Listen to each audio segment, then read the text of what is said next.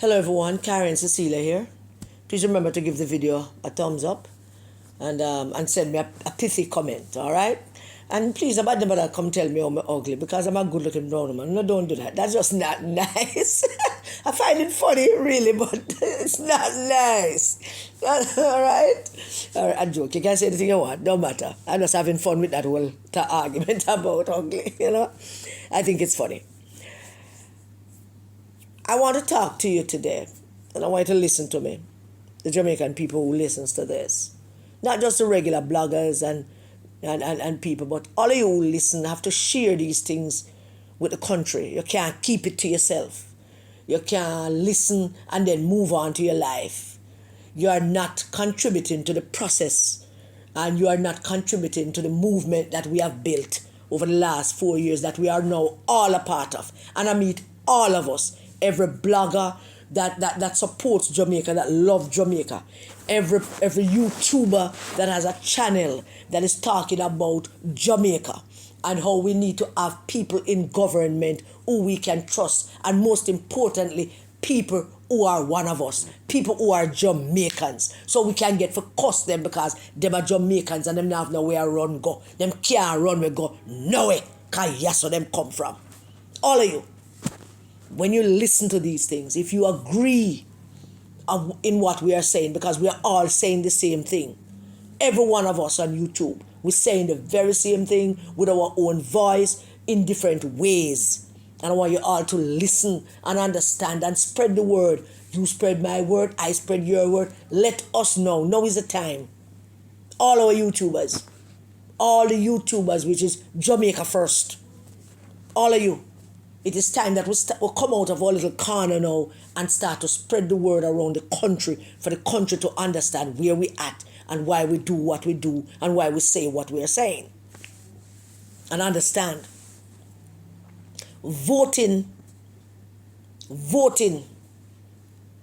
is something that people takes for granted. Most Jamaicans take voting for granted. You have the diehard PNP and the diehard JLP.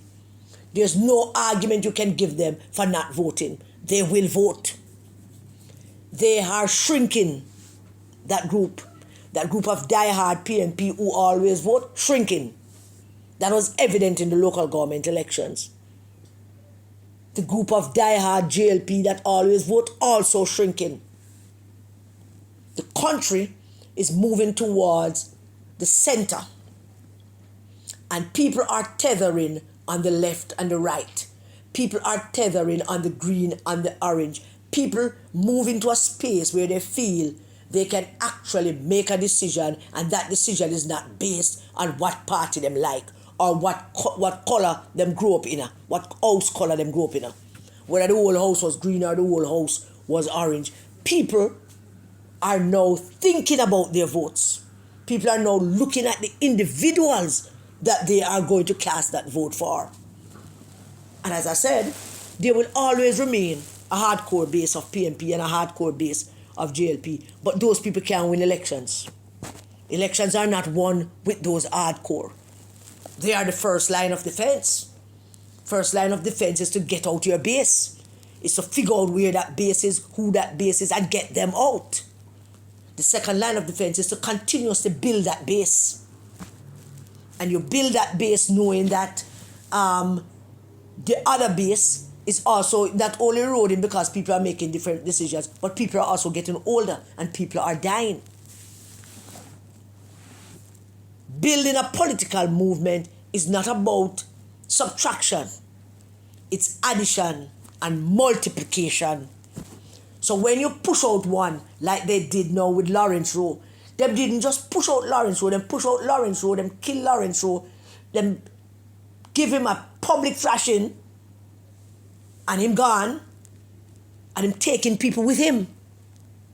That is not how you build a political movement. Him gone and him taking people with them. So that is one down for the PNP. Because they were never into building and multiplying.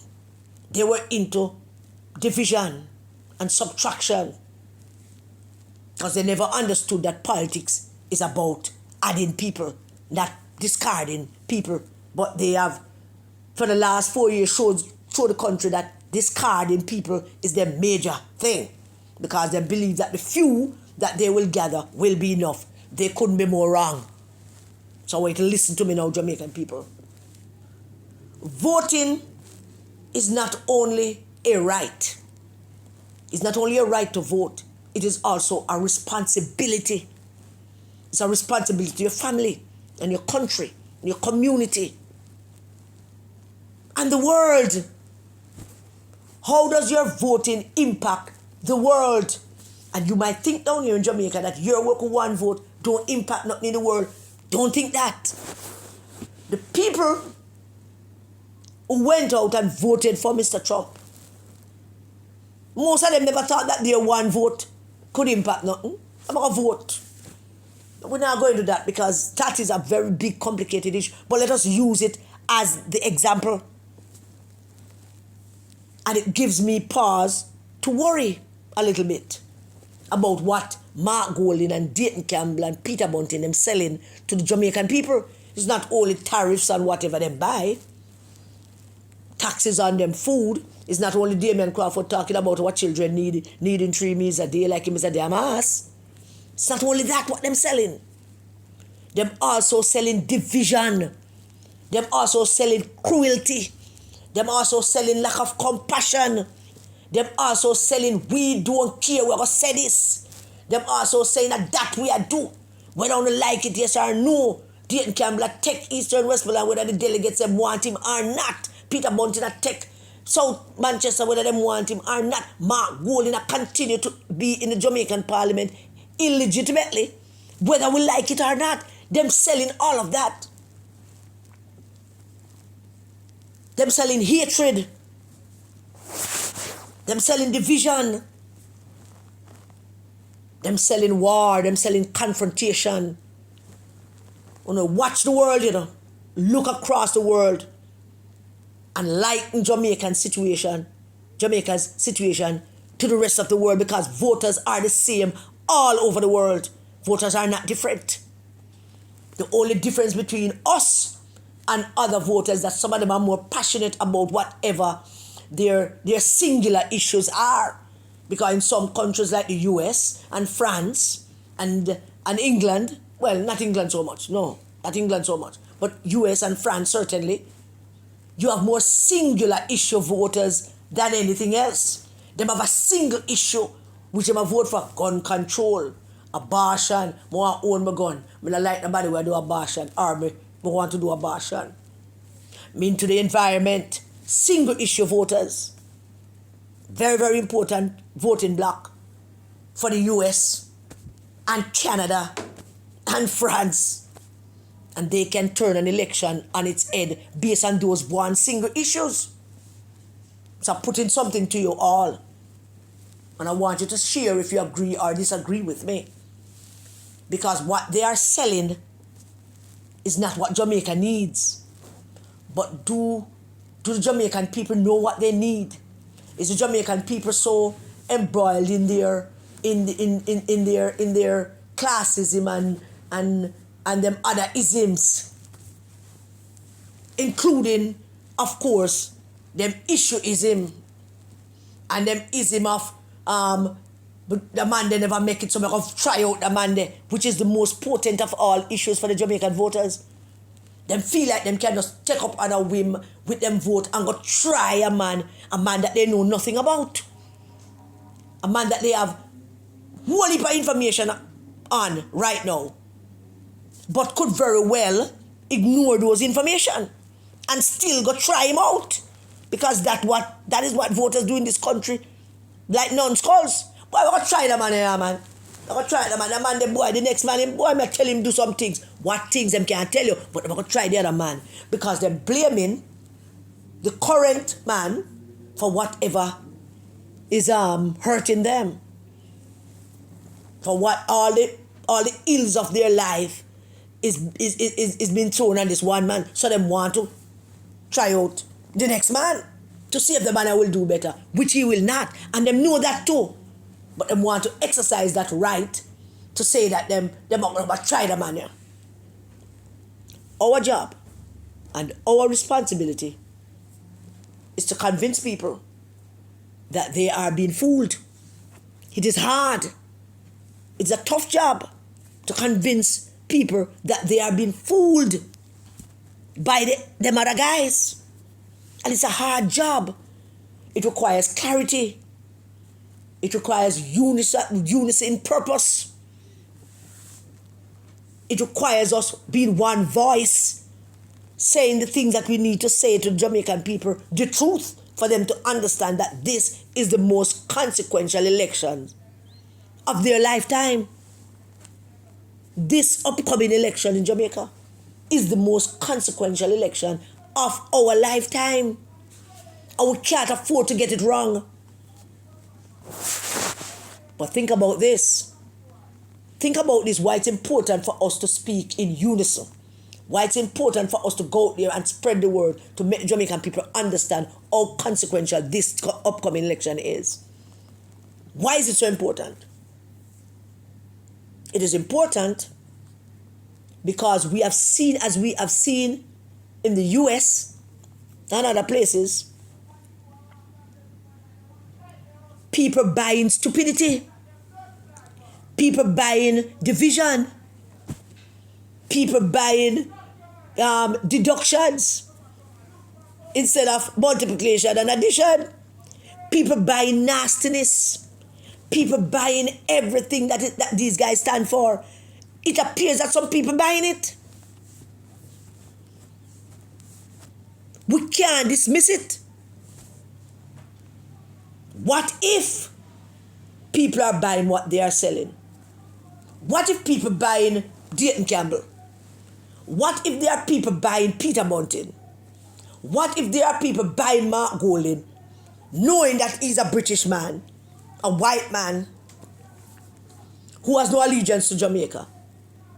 These are the hard things that we have to now talk about. Yeah, we wanted to avoid talking about those things first, but no, we have to talk about them. Because there are people who will buy that. You can't escape it. There are people who will buy that, and they'll buy it because they are being fooled, and they need convincing that they are being fooled. And that is going to be hard. But we have to convince them. We have to convince them that this is not what Jamaica needs. We have to convince them that we should stay the course. We have to convince them that we cannot trade in a Jamaican-born man for a British-born man.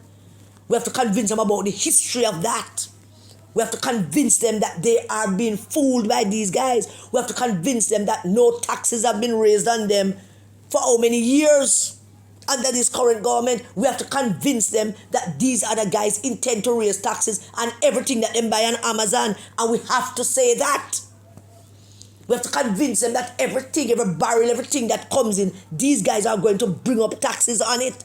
The food barrel, as it stands now, is a standard money. But these guys, we're going to add tariffs to it. We have to convince them of that. We have to convince them of what Mark Golding and Dayton Campbell and Peter Bunting and Angela Brownburg did to reach the position where they are maybe just a step away from having government in this country, and why we should not give it to them. We have to convince them of that. We have to convince them about the goodness and the potential of Jamaica. We have to convince them of how great we are, what a wonderful country we are. We have to convince them about our systems of operation. We have to convince them that our schools are doing well, our students are doing well. We have to convince them that yes, we have problems like every country does. But our education system, though not perfect, is doing well. Our health system, not perfect and need a whole heap of work, but we're doing well. We have to convince them that the health of our nation and the health of our people is in stellar condition. The health of our nation economically is great. The health of our people is great. Yes, people dying from singular issues, sicknesses, cancer, diabetes and stuff, but generally we're a healthy population. We have to convince them of how good things are. And we have to point out to them the flaws that they can't see. because them hung up and giving another man a chance. Those of them that are hung up and giving another man a chance. We cannot skirt around this issue. We have to meet this issue head on. Mark Golding was successful through the IC to damage the Prime Minister's reputation. He was successful when people might not want to admit it, but he was successful to using Justice Panton to go out there and damage the character of the Prime Minister of the land. How was he successful? He was successful because people was talking about it. He was successful because some people actually believed some of the things that they said. He was successful because people wondering about it. And if his aim and his desire was to give people doubts about where our country is economically, morally, and ethically, they did raise some doubts with those things, the IC thing. And we did our best. We did our best to counter that. And we had some impact in counter that. We have also made enormous strides in countering that because the IC as we know it is now done. Them can't chat to nobody again. Nobody will take them serious ever again. So we have been successful in that. But do remember that voters have short memories. They do. And we have to constantly remind them that this election is the most consequential election of our lifetime. And that their decisions, who they choose to vote for, is not anymore a whimsical thing based on what color you're wearing. We have to convince them that forget about the damn color and look at the person who you're voting for. Forget about the color and look at the person, look at the character of the person. Not only which party the person represents, but the character of that person. Look at what that person is offering for your community and how that fits into your vision and your life and that of your family. How that is going to benefit and uplift your community. You have to look at that. Central St. Mary. You have to look at that. Stop talking about what is PNP and what is JLP. Stop talking about which color. Look at the man. Look at the person.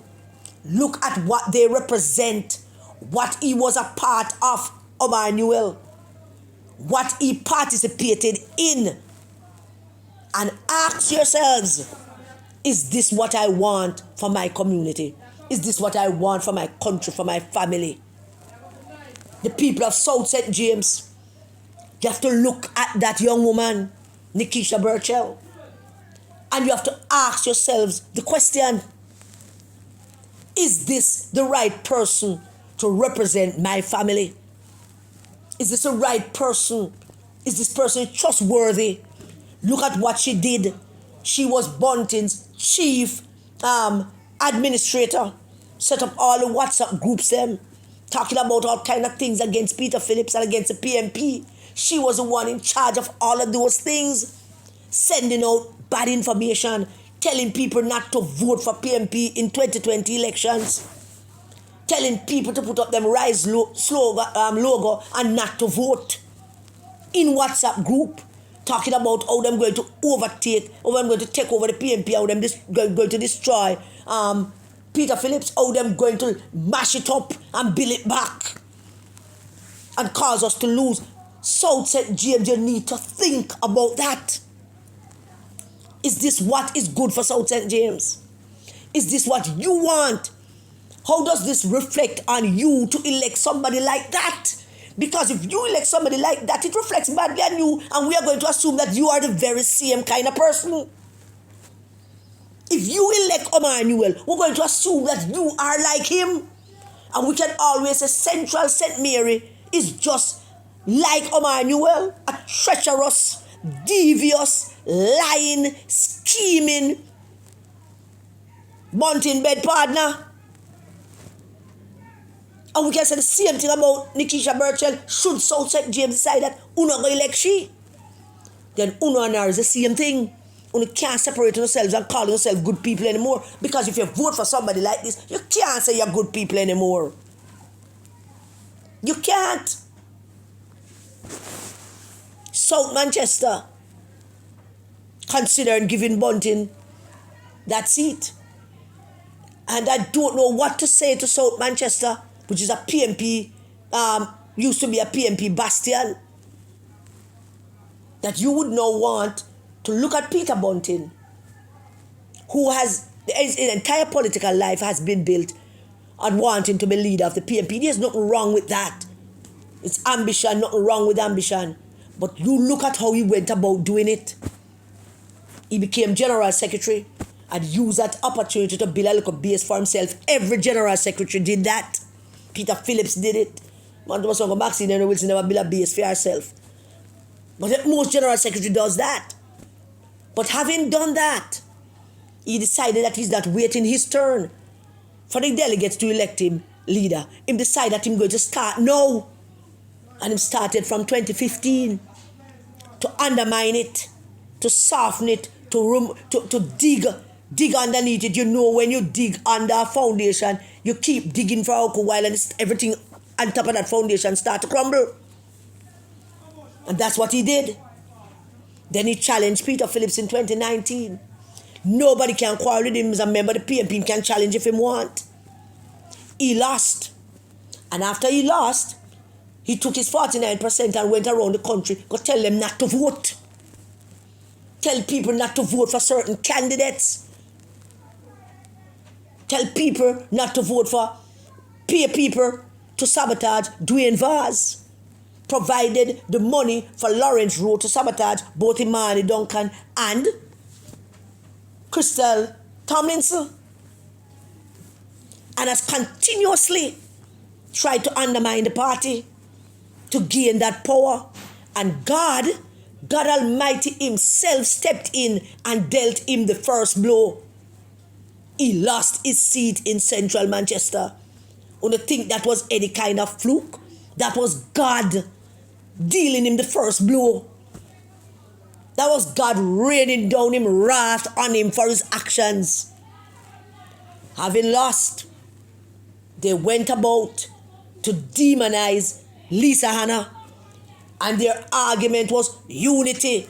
And their argument was that Lisa Hanna can't unify the party. They sold that argument far and wide to every person who would listen, to say that Lisa Hanna can't unify party, and they can. And because him lose him seat, him put forward him proxy leader, who's Mark Golding. And here we are. We now have Mark Golding as leader of the PNP. So South Manchester, God having dealt him that blow and took away that seat from him, are you comfortable to now give him back a seat in Parliament, South Manchester? Because should you be comfortable with that, then we have no other thing to assume, no other route. We can't assume nothing else except that all of you are just like him. Should you give Peter Bunting the chance to represent you in South Manchester, in King Charles III Parliament, we are going to assume that all of you who vote for him agree with what he did. We are going to assume that. And somebody are going to talk about forgiveness. Oh, we have forgiven him long time. We have forgiven. Jesus forgave Judas. But Judas know that even with that forgiveness, he can't live in peace. He go hang himself. So we have forgiven all of them long time. Them don't think we have, but we have forgiven them. But we must not reward them for it. We have forgiven them, but we must not reward them for it. And then Eastern Westmoreland. Poor Eastern Westmoreland. You are saddled with the mouthpiece for the Rise United camp that brought down the PNP. You are saddled with that mouthpiece. Who never asked your permission to come down to your constituency, Eastern Westmoreland. He did not ask your permission. He just appoint himself to your seat, to your constituency, and say, he's going to run. He's going to be your next MP. He never asked your permission. And he was the mouthpiece for the takedown of the PNP. Pardon me. He was the one out there on platform talking about polls. The bogus polls that them make Dan and the cook up saying Peter Bunting have a better chance of beating Andrew Holness than Peter Phillips does at the time. That's what they're saying. Just like how they made cook up the bogus polls to say Peter Bunting would be a better man to lead the PNP, and he lost to Peter Phillips. So we know all the polls were cooked up. The polls were saying him have 36% and Peter Phillips had 16%. Peter Phillips beat him. The polls were saying out in the country him had polls and him never put out the polls to say him had lead Peter Phillips. They corrected that mistake now. Now them are saying that them polls say Mark Golding a lead Andrew Holness. So they correct their mistake that they made in 2019.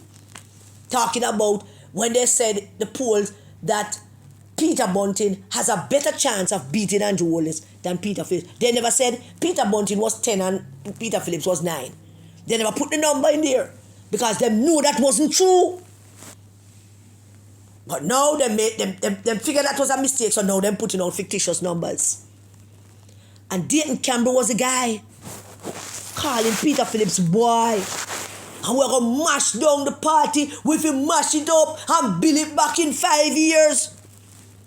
If we don't want those videos, you let us tell us. We're going to put them out back on social media so they can see them. We'll soon start throwing them out. To remind you what that mealy mouth, labber mouth, son of that pedophile, what he did to underage picnic in the constituency that he was in Northwest St. Anne. And him can't run back down them, can't even go back down there, down them barn and grow. The night when he lost, they had a celebration on the road when born. Now think about that.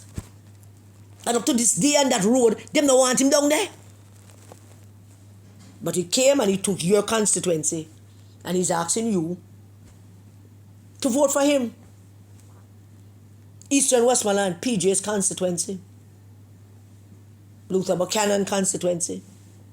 But apart from that him took it and all that he has done and why you should not vote for him, they never gave you the opportunity to face the three candidates, to face Dr. Hall and Luther, and to make a decision on your own. Nobody gave you that opportunity. Him just come and impose himself on you. And you have a responsibility to show him the door. You have a responsibility, Eastern Westmoreland, to show him the door. You have a responsibility to choose your country, to choose your parish, to choose your family. You have an opportunity to choose your life and show him the door. Because if you should vote for him to be a next member of parliament, it shows you up to be exactly like him. We're going to assume, and we can. You all may disagree and quarrel with me, but we can assume that if you vote for him, that somehow down there a pedophile too. We can assume that some of you women love the pedophile men if you don't vote for him. We're going to assume that Uno support what he does and what he did. We are going to assume that. We are going to assume that. Should you vote for him? So I'm telling you, Eastern Westmoreland, your vote will be the most consequential vote of your lifetime. This election is the most consequential election of all our lifetimes. I'm telling you that this election is the most consequential election Jamaica has ever seen. It's an election between right and wrong. It's an election between good and bad. It's an election between Jamaica or some man and one man that represents England. Are we going back or are we going forward? Which is it? Which is it? Central St. Mary, South St. James, South Manchester, Eastern Westmoreland. Which is it? Are we going forward or are we going backward. Where do we stand on this point where Jamaica is tethering with you, the voters, have the decision in your hands, or whether we move forward or whether we go backward, or whether we choose right or whether we choose wrong, or whether we do what is good or we do what is not. Which choice? What is your choice? How are you going to make that choice? Are you going to be in that group that say, well, give that money a try? Or are you going to be in the group that says, Jamaica is in a good place? Let us continue to move in that good place. Let us continue to move forward where we are. Our children are in a good place. Yes, we still have issues to deal with, but every country have those issues. Don't let nobody tell you otherwise, that we are the only one where people down here kill people, or we are the only one where families sometimes can't find food. We are not. America is the richest country in the world, and there's about 20% of their armed forces that serve in either wherever them serve in war, living under bridges, in boxes. A good 20% of people who serve in the army living on the streets in the United States. Not to mention people and children, other people and children suffering. So every country have their own problems. We don't have that to a great extent. We have the social network. It's weak and wobbly, but we have it. And Jamaica in the year 2025 is in a good place. The international community like what Jamaica looks like now. Are you going to be like the Trump voters? Are you going to ignore the evidence in front of you? As a voter, the evidence that we present to you, Central St. Mary, South St. James, South Manchester, Eastern Westmoreland, and some more. But for now, we're talking about these four. Are you going to ignore the evidence we presented to you? Are you going to ignore what these people did, what they do, what they continue to do? Is your appetite for what they are selling? Do you have an appetite for what they are selling, or do you have an appetite for something different? Let's stay the course. Do you have an appetite for that, or you want to change to them, what they do? Because we're going to assume that all around is the same thing. Jamaica will never be the same again. And for now, this is what I have to say to you. I will come back to you again and we'll talk a little bit more about some other things. Thank you for listening to me rant. God bless you all. Stay safe, everybody, and please do keep your children safe.